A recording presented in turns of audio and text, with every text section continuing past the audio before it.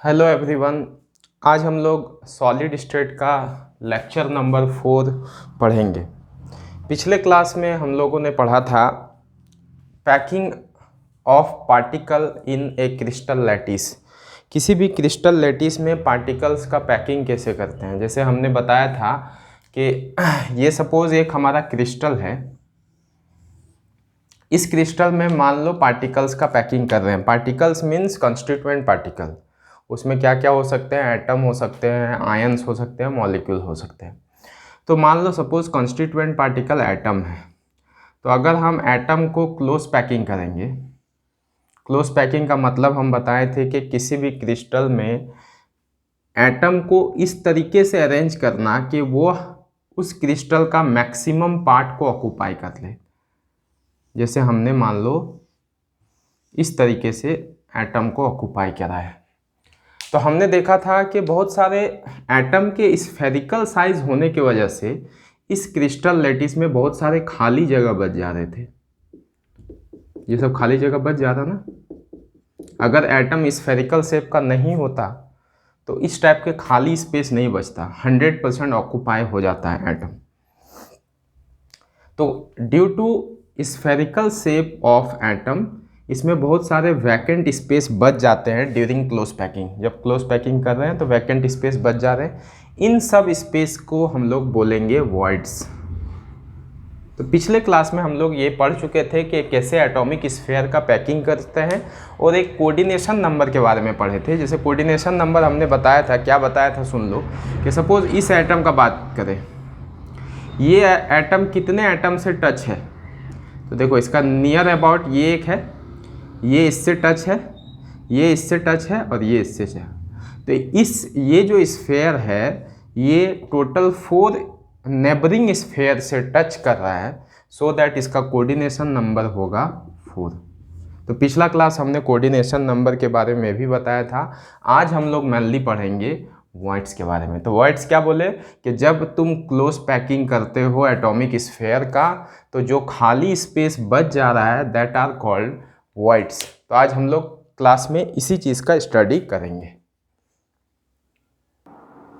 हाँ, तो देखो वॉइड्स हम क्या बोले कि जब हम क्लोज पैकिंग कर रहे हैं तो उस समय जो वैकेंट स्पेस हमारा प्रेजेंट होता है that vacant space are called voids. पहले ये लिख लो। वॉइड्स का मेनली 2 टाइप्स होता है। एक होता है टेट्राहेड्रल वॉइड्स, एक होता है ऑक्टाहेड्रल वॉइड्स। क्या होता है टेट्राहेड्रल वॉइड्स, क्या होता है ऑक्टाहेड्रल वॉइड्स, पहले समझते हैं। देखो जब हम क्लोज पैकिंग कर रहे हैं, जैसे सपोज हमने क्लोज पैकिंग किया, ये 2 डायमेंशनल क्लोज पैकिंग है। ये हमने क्लोज पैकिंग किया। तो क्लोज पैकिंग करने के क्रम में तुमको खाली स्पेस जो मिल रहा है, बच रहा है, दैट इज कॉल्ड वॉइड्स। ये अभी हम लोग पढ़े। अब टेट्राहेड्रल वॉइड्स किसको बोलते हैं, तो वैसा वॉइड्स, ट्रायंगुलर वॉइड्स किसको बोलते हैं, बोले समझ लो। जैसे सपोज ये है, ये 3 स्फेयर है, 3 स्फेयर के बीच का खाली जगह है। देखो ये एक ट्रायंगल शेप का वॉइड्स है। तो सपोज ये हमारा 3 स्फेयर है, इसके बीच का एक जगह बच गया, ये that is called triangular voids. ठीक है, ये तो ट्रायंगुलर वॉइड्स हुआ क्योंकि ये ट्रायंगुलर शेप का है। लेकिन जब इसी ट्रायंगुलर वॉइड्स के ऊपर में ऊपर से और एक स्फेयर को बैठा दो तो ये जो होल है ये सराउंडेड हो गया 4 स्फेयर से। एक ये है, एक ये है, एक ये है और ये एक उसके ऊपर में। तो वैसे triangular voids which is surrounded by 4 sphere called tetrahedral voids।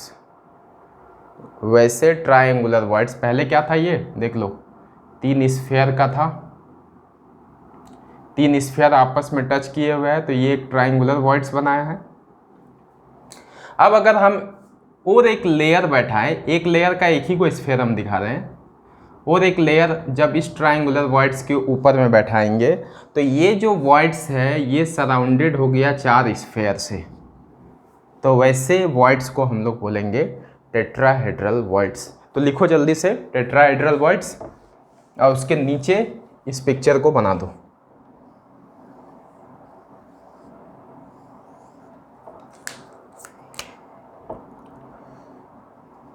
ये तो इसका कोऑर्डिनेशन, ये तुम्हारा क्या हो गया ऑक्टाहेड्रल वॉइड्स।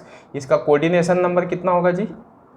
4 होगा, क्योंकि ये 4 स्फेयर से टच है। उसी टाइप में ऑक्टाहेड्रल वॉइड्स में क्या है, ऑक्टाहेड्रल वॉइड्स भी क्या है, एक ट्रायंगुलर वॉइड्स है, लेकिन ये डबल ट्रायंगुलर वॉइड्स है। कैसे देखो, ये तुम्हारा एक ट्रायंगुलर वॉइड्स बना यहाँ पे, फिर से इसके दूसरा लेयर में इस तरीके से स्फेयर को अरेंज करो, मतलब स्टार टाइप का बन जाएगा। 2 ऊपर 1 नीचे था, तो अब क्या है, 1 ऊपर दूसरा नीचे, मतलब जो सेकंड जो नेक्स्ट लेयर हम बनाए उसमें जस्ट उसका रिवर्स कर दिए। तो ये जो स्फेयर, ये जो वॉइड्स है, ये टोटल 6 स्फेयर से सराउंडेड हो गया। एक ये है, एक ये है, एक ये, 3 हो गया। उसके बाद जो सेकंड लेयर बैठा है ये, तो इसका कोऑर्डिनेशन नंबर कितना हो गया जी? 6 हो गया। तो octahedral voids are those double triangular voids which is surrounded by 6 sphere. तो इसका कोऑर्डिनेशन नंबर 6, जल्दी से लिखो।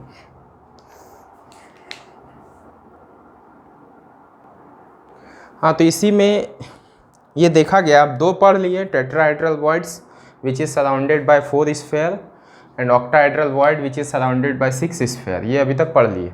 अब ये देखा गया है, इसीलिए नोट में हम इसको लिखवा रहे हैं। इट इज़ फाउंड दैट, क्योंकि ये 3 डायमेंशनल है, क्लोज पैकिंग 3 डायमेंशनल को 2D बोर्ड में समझाना बहुत मुश्किल है, इसीलिए हम लोग इसको समझा नहीं पाएंगे। और NCERT में भी इसी तरीके से लिखा हुआ है, ठीक है। विदाउट 3 डायमेंशनल बोर्ड इसको समझना बहुत मुश्किल होता है, लेकिन ये एक्सपेरिमेंटल है, इसको याद रखना होगा। देखा गया है, फाउंड किया गया है, तो वही बोला है, it is found that during close packing an atom form maximum 3 voids. किसी भी टाइप में क्लोज पैकिंग करो, क्यूबिक क्लोज पैकिंग करो, हेक्सागोनल क्लोज पैकिंग करो, किसी भी टाइप में पैकिंग करो, तो ये देखा गया है कि एक एटम, कोई सिंगल एटम मैक्सिमम 3 ही टाइप का वॉइड्स बना सकता है, जिसमें से होगा 1 ऑक्टाहेड्रल वॉइड्स और 2 टेट्राहेड्रल वॉइड्स। इसका काम अभी न्यूमेरिकल में आएगा। जैसे suppose number of atom n है, तो ये कितना ऑक्टाहेड्रल वॉइड्स बना सकता है? 1, और टेट्राहेड्रल वॉइड्स कितना बना सकता है? 2। तो अगर नंबर ऑफ एटम n है, then number of tetrahedral voids is 2n and number of octahedral voids is n। इसका काम अभी न्यूमेरिकल में हम लोग आएंगे, बताएंगे, बस इसको याद रख लेना है। लिखिए जल्दी से। देखो, ये एक सिंपल सा सवाल है कि एक कंपाउंड है, 2 एलिमेंट से मिलके बना है, x और y, जिसमें से atom y makes CCP cubic close packing और atom x occupy all the tetrahedral voids. ठीक है, एटम y बना रहा है क्यूबिक क्लोज पैकिंग स्ट्रक्चर। तो कैसे लिखेंगे, देखो, जो क्यूबिक क्लोज पैकिंग या जो एटम क्यूबिक क्लोज पैकिंग या हेक्सागोनल क्लोज पैकिंग बनाएगा, उसका नंबर ऑफ एटम को हम n मान लेते हैं। तो यहाँ पे y एटम बनाया CCP, so that number of y atom in CCP structure हम मान लेते हैं सपोज n। तो नंबर ऑफ एटम को अगर हम n मानेंगे तो टेट्राहेड्रल वॉइड्स कितना होगा? नंबर ऑफ टेट्राहेड्रल वॉइड्स कितना होगा? हमने बताया था कि अगर नंबर ऑफ एटम n है तो ऑक्टाहेड्रल वॉइड्स भी n होगा, लेकिन टेट्राहेड्रल वॉइड्स कितना होगा? 2n होगा। तो x क्या ऑक्यूपाई किया है? x ऑक्यूपाई किया है tetrahedral voids, so that number of x atom क्या होगा? क्योंकि x ने टेट्राहेड्रल वॉइड्स को ऑक्यूपाई किया, total number of tetrahedral voids कितना है? 2n है। सो दैट अगर हम x:y का रेशियो निकालेंगे तो x कितना है? Number of x atom 2n और नंबर ऑफ y एटम कितना है? n कैंसिल हो गया, 2:1 बचेगा, मतलब इसका जो फॉर्मूला होगा वो होगा x2y। देखो, x2 and y, this is the formula of compound. ठीक है, अब इसी क्वेश्चन को बस थोड़ा सा हम चेंज करेंगे, बिल्कुल सेम टाइप का चेंज करेंगे, बता रहे हैं कैसे, लिखिए जल्दी से। अगर हम यही चीज़ को चेंज कर देते कि एटम ऑफ, पहला तो हो गया, ये तो लिख लिए। अगर इसी सेम क्वेश्चन को, ये पहला से दूसरा क्वेश्चन हम बनाते हैं कि अगर यही चीज़ को हम लिख देते हैं atom of x occupy all the octahedral words, tetrahedral की जगह हम ऑक्टाहेड्रल वर्ड्स लिखते, तब भी इसी टाइप में बनता। देखते हैं कैसे। कौन एटम सीसीपी बनाया है? वाई, तो नंबर ऑफ वाई एटम को हमने एन मान लिया। यहाँ पे किसका बात हो रहा है? ऑक्टाहेड्रल वर्ड्स का, तो नंबर ऑफ ऑक्टाहेड्रल वर्ड्स कितना होगा बताओ। हमने बताया था कि जितना नंबर ऑफ एटम होता है उतने ही ऑक्टाहेड्रल वर्ड्स भी होगा, एन होगा। तो नंबर ऑफ एक्स एटम तब कितना होगा? एन हो जाएगा, क्योंकि एक्स कितना क्या ऑक्यूपाई किया है? ऑक्टाहेड्रल वर्ड्स को, तो एक्स एन होगा। तो यहाँ पे रेशियो क्या होगा? x/y का n/n, मतलब 1:1, मतलब अब जो फॉर्मूला हो जाएगा दैट इज xy।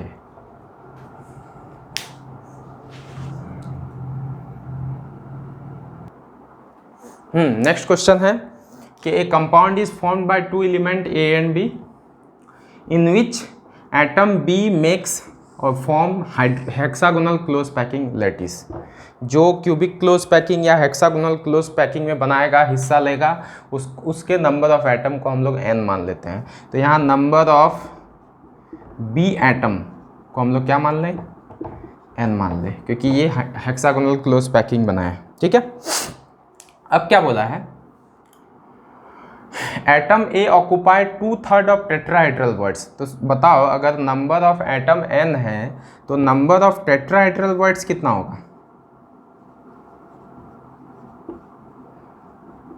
2n होगा। ठीक है, अब atom A 2/3 of tetrahedral words को ऑक्यूपाई किया है, तो नंबर ऑफ ए एटम क्या होगा बताओ। तो 2/3 of tetrahedral words, tetrahedral words कितना है जी? 2n, मतलब हो गया 4n/3 number of B atom. तो अगर हम A/B निकालें तो A हमारा एक एटम कितना है?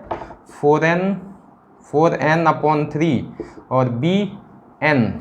ठीक है, n कैंसिल हो गया, 4/3:1, तो क्या होगा फाइनली? ये 3 इधर आएगा, फॉर्मूला होगा A4B3। तो इस टाइप के क्वेश्चन एग्जाम में आते हैं, जल्दी से लिखो।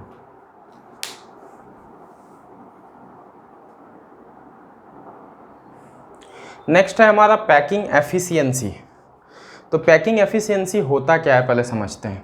सपोज पैकिंग एफिशिएंसी हमको यूनिट सेल का पढ़ना है। सपोज ये हमारा एक यूनिट सेल है, ठीक है, इसमें एटॉमिक स्फीयर का पैकिंग हुआ है। तो पैकिंग एफिशिएंसी मतलब हुआ कि ये एटॉमिक स्फीयर इस यूनिट सेल का कितना भाग को ऑक्यूपाई किया। तो कैसे हम लोग निकालेंगे कि कितना इस यूनिट सेल का कितना पार्ट को इसने ऑक्यूपाई किया है। ठीक है, तो हमको अगर पता हो जाए कि ये यूनिट सेल का वॉल्यूम क्या है, ठीक है, और इन सब एटम ने कितना वॉल्यूम को ऑक्यूपाई किया है, मतलब total volume of atom in unit cell, ये जो यूनिट सेल है इसमें जितने भी एटम है उसका volume divided by volume of unit cell. तो हमको इस पैकिंग का, इस यूनिट सेल का पैकिंग एफिशिएंसी पता चल जाएगा कि इस एटॉमिक स्फीयर ने इस 100% यूनिट सेल का कितना भाग ऑक्यूपाई किया। मान लो 60% ऑक्यूपाई किया है, तो इसका पैकिंग एफिशिएंसी कितना हो जाएगा? 60 होगा। अगर एटॉमिक स्फीयर, अगर एटम स्फीयर ना होके अगर स्क्वायर शेप में होता, तो तुमको अगर हम पूछते कि इसका पैकिंग एफिशिएंसी बताओ, तो तुम बोलते कि इसका पैकिंग एफिशिएंसी लगभग 99 से 100 के बीच में है, क्योंकि यहाँ कोई खाली जगह है ही नहीं, पूरा कंप्लीट इस स्क्वायर ने इसको ऑक्यूपाई कर लिया। लेकिन एटॉमिक स्फीयर 100% तो कभी ऑक्यूपाई कर ही नहीं सकता है, क्योंकि इसका शेप ही स्फीयर है, वर्ड्स बना देता है, खाली जगह तो बच ही जा रहा है। तो इस 100% यूनिट सेल के वॉल्यूम में कितना वॉल्यूम ऑफ एटम है, that is called packing efficiency. तो packing efficiency is the total number of या total volume of atom in unit cell divided by volume of unit cell. हम लोग कैसे निकालेंगे, तो इस फॉर्मूला के हेल्प से हम दिखाएंगे तुमको। 12th क्लास में 3 का पढ़ना है, एक सिंपल क्यूबिक का पढ़ना है, एक बीसीसी का पढ़ना है और एक एफसीसी का पढ़ना है, वो तीनों का बताएंगे। अगर परसेंट में चाहिए तो 100 से मल्टीप्लाई करना होगा। कैसे दिखाते हैं, पहले हम निकालते हैं केस 1, पैकिंग एफिशिएंसी ऑफ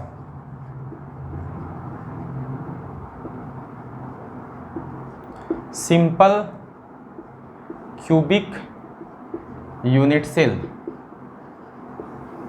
तो देखो, सिंपल क्यूबिक यूनिट सेल किसको बोलते हैं, वैसा यूनिट सेल जिसमें सारे एटम प्रेजेंट हो गए ओनली एट कॉर्नर, इसी को बोलते हैं प्रिमिटिव यूनिट सेल। तो हमको पहले इसका देखते हैं कि जब एटम कॉर्नर में प्रेजेंट होगा किसी यूनिट सेल में तो उसका पैकिंग एफिशिएंसी कैसे निकालते हैं। ठीक है, तो पहला packing efficiency of simple cubic unit cell देखो कैसे निकालते हैं। सपोज हम एक क्यूबिक यूनिट सेल बनाते हैं,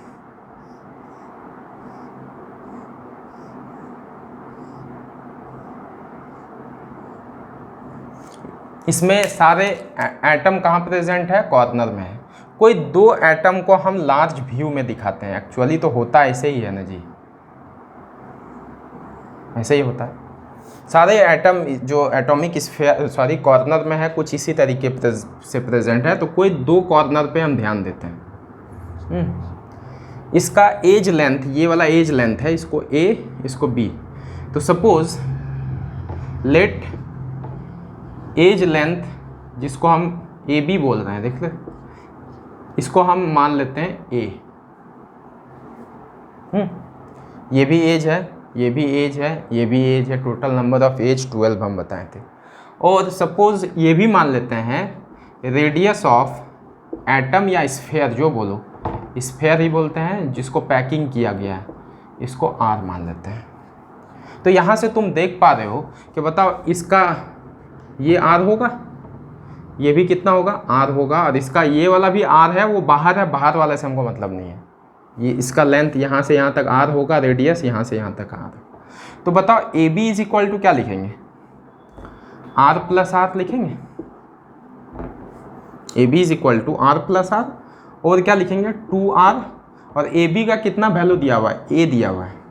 सो दैट हम यहाँ से क्या लिखेंगे, r is equal to a by 2। यहाँ तक ठीक है। पहले हम क्या बोल रहे हैं, सिंपल क्यूबिक का, इसी में सिंपल क्यूबिक का एज लेंथ और रेडियस के बीच का रिलेशन निकाल रहे हैं। ये आगे हम लोग को न्यूमेरिकल में काम आएगा। तो पहला चीज़ तो हम लोगों ने ये निकाला। अब हमको पैकिंग एफिशिएंसी निकालना है।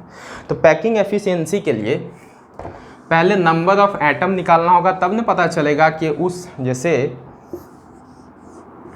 सपोज इसमें हमको पता है कि 6 एटम है और एक एटम का वॉल्यूम पता है, तो हमको पता चल जाएगा total volume of atom in unit cell. Number of atom पहले पता हो जाएगा कि 6 है, और volume of 1 atom suppose 4/3 πr³ है, तो हमको पता चल जाएगा total volume of atom in unit cell. इसीलिए हमको पहले नंबर ऑफ एटम निकालना होगा in simple cubic unit cell. तो देखो, number of atom in simple cubic unit cell हमने बताया था कि 8 एटम कॉर्नर में है सिंपल क्यूबिक में, और कॉर्नर में एटम का ऑक्यूपेशन कितना होता है, 1/8 पार्ट ऑक्यूपाई करता है। तो इसका number of atom in simple cubic unit cell 1, ये हम लोग पहले भी पढ़ चुके थे। ठीक है, तो अब देखते हैं पैकिंग एफिशिएंसी कैसे निकालेंगे। Packing efficiency is equal to क्या लिखे थे, total volume of atom in unit cell divided by volume of unit cell. ठीक है, तो इसको कैसे हम लोग पुट करेंगे, देखो total volume of atom in unit cell कितना है, तो नंबर ऑफ एटम 1 है। अब volume of 1 atom, atom spherical shape है और स्फेयर का वॉल्यूम होता है 4/3 πr³ divided by volume of unit cell का वॉल्यूम क्या होता है? यूनिट सेल कैसा है? क्यूबिकल है ना, क्यूब का वॉल्यूम क्या होता है? ए क्यूब। अगर हमको परसेंट में चाहिए तो इंटू 100 करना होगा। यहाँ तक ठीक है?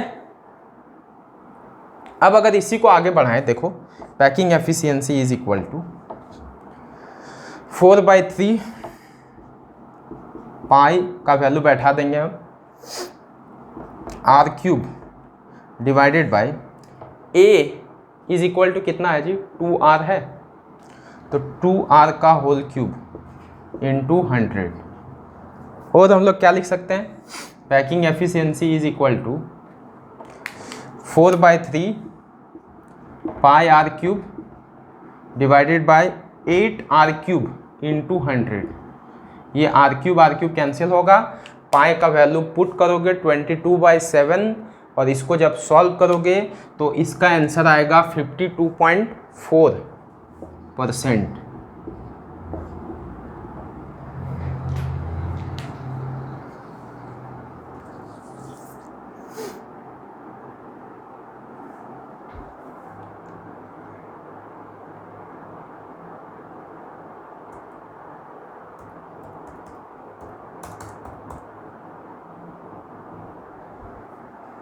ठीक है, जल्दी से लिखें। तो 52.4% आने का मतलब क्या हुआ कि इतना स्पेस को वो एटॉमिक स्फीयर ने ऑक्युपाई किया है। तो हम यहाँ लिखते हैं, इसको मिटा देते हैं, इसको वीडियो को पॉज करके इस डेरिवेशन को लिख लेना। परसेंटेज स्पेस ऑक्युपाइड, कितने स्पेस को ऑक्युपाइड किया है? 52.4%। पैकिंग एफिशिएंसी से वही निकलता है ना।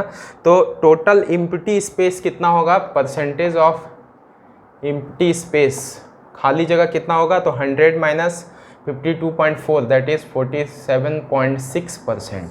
यही हम लोग को मेनली निकालना था। और जिसका पैकिंग एफिशिएंसी जितना अधिक होगा वो क्रिस्टल उतना ही ज़्यादा स्टेबल होता है।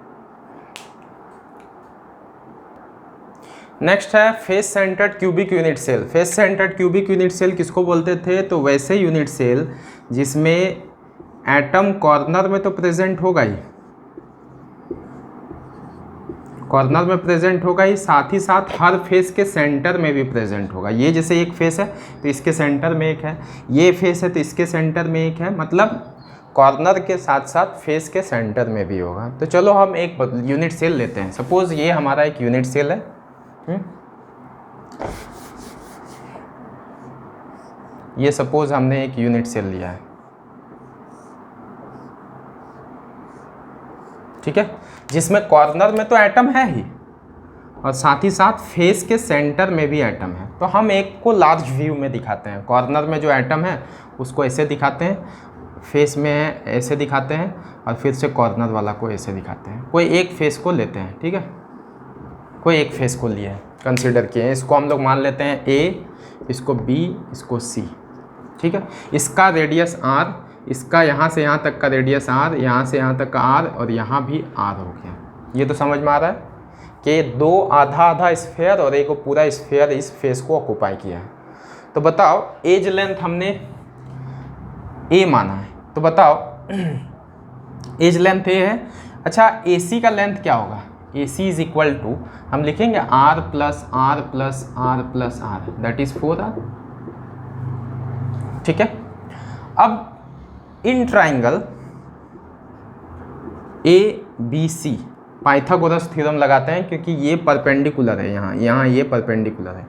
तो पाइथागोरस थ्योरम लगाएंगे तो हाइपोटेनियस मतलब A C square is equal to A B square plus B C square. अब बताओ तुम A C square is equal to क्या लिखेंगे? ए बी का वैल्यू क्या है? ए बी जो है ये तो एज लेंथ है ना जी, ए बी भी एज लेंथ है और बी सी भी एज लेंथ है।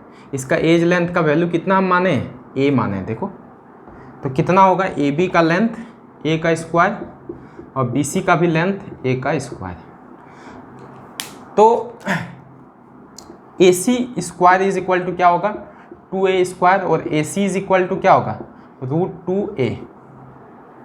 अच्छा AC का वैल्यू कितना दिया हुआ है, 4R है, तो 4R is equal to √2A, और R इज इक्वल टू हम लोग लिख सकते हैं A/2√2।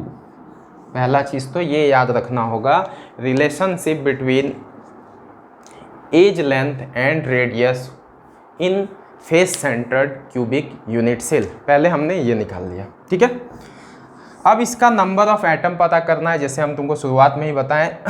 तो number of atom in FCC, तो 8 एटम कॉर्नर में है। FCC में क्या होता है, 8 एटम कॉर्नर में है, हर एक का कंट्रीब्यूशन 1/8 होता है। 6 एटम फेस पे है और कंट्रीब्यूशन फेस में 1/2। ये हम लोग पढ़ चुके हैं पहले भी, पहले का लेक्चर देख लेना अगर किसी को यहाँ समझ में नहीं आ रहा है तो number of atom in FCC is 4। So that packing efficiency कैसे निकालेंगे, तो नंबर ऑफ एटम 4 है।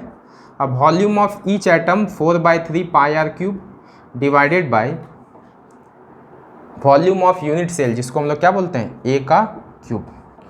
इसी में वैल्यू पुट करते हैं, क्या होगा 4 × 4/3 पाई का वैल्यू 3.14 r³ रहने दो डिवाइडेड बाय A। देखो तो A को हम लोग क्या लिख सकते हैं, 2√2 r का होल क्यूब लिख सकते हैं, इंटू 100 हम लगा देते हैं। यहाँ से देखो r और r यहाँ से कैंसिल हो जाएगा, r³ कैंसिल हो जाएगा। तो जब तुम पैकिंग एफिशिएंसी इसका निकालोगे तो 74% इसका आंसर आएगा। तो परसेंटेज स्पेस ऑक्यूपाइड कितना होगा, 74%, और इम्प्टी स्पेस कितना बचेगा जी, 100 - 74%, मतलब 26% FCC में इम्प्टी स्पेस है। जल्दी से लिखो। नेक्स्ट पढ़ना है body centred cubic unit cell का packing efficiency. Body centred cubic unit cell किसको बोलते हैं, तो वैसे क्यूबिकल यूनिट सेल जिसमें एटम कॉर्नर में तो प्रेजेंट होगा ही, साथ ही साथ बॉडी के सेंटर में भी प्रेजेंट होगा। एक atom present at body centre. तो इसी को थोड़ा लार्ज व्यू में हम दिखाते हैं यहाँ पे।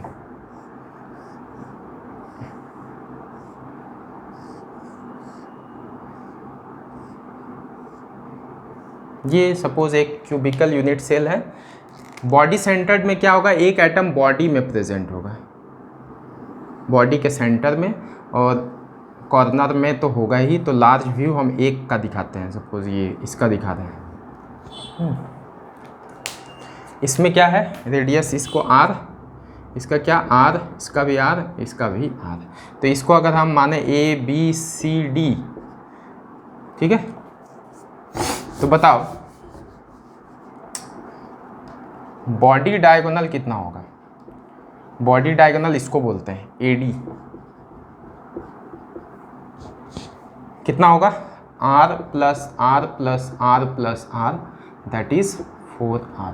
और हम लोग को पता है कि बॉडी डायगोनल मैथ्स में हम लोग डायरेक्ट पढ़ते हैं, हालांकि इसका भी डेरिवेशन होता है लेकिन उतना पढ़ने का जरूरत नहीं है। बॉडी डायगोनल का डायरेक्ट फार्मूला हम लोग पढ़ते हैं √3a। हम लोग मैथ्स में ये पढ़ते थे कि बॉडी डायगोनल किसी भी क्यूबिक का √3a होता है। सो दैट हम लिख सकते हैं AD का वैल्यू 4r था, 4r is equal to √3a, और r इज इक्वल टू हो गया √3/4a। हम फिर से बोल रहे हैं, इसको याद रखना है, relationship between edge length and radius, ठीक है। अब हमको नंबर ऑफ एटम चाहिए, तो number of atom in body centred cubic unit cell, तो कितना बॉडी सेंटर्ड में कितने एटम होते हैं, 8 एटम कॉर्नर में है, कंट्रीब्यूशन 1/8, 1 एटम बॉडी सेंटर में है, कंट्रीब्यूशन 1। तो number of atom in body centred unit cell is 2। तो बताओ पैकिंग एफिशिएंसी कैसे निकालेंगे। Packing efficiency is equal to क्या होगा, number of atom in unit cell, कितना एटम है 2, volume of each atom 4/3 πr³, volume of unit cell A⁴ into 100 निकालते हैं। तो देखो इसको वैल्यू को पुट करो, 2 × 4/3 πr³, और A का जो वैल्यू होगा वो क्या होगा, 4r/√3 का होल क्यूब इंटू 100। जब इसको तुम सॉल्व करोगे तो जो इसका पैकिंग एफिशिएंसी आएगा वो आएगा 68%। तो परसेंटेज स्पेस ऑक्युपाइड हो गया 68% एंड एम्प्टी स्पेस 100 - 68। जल्दी से लिखो।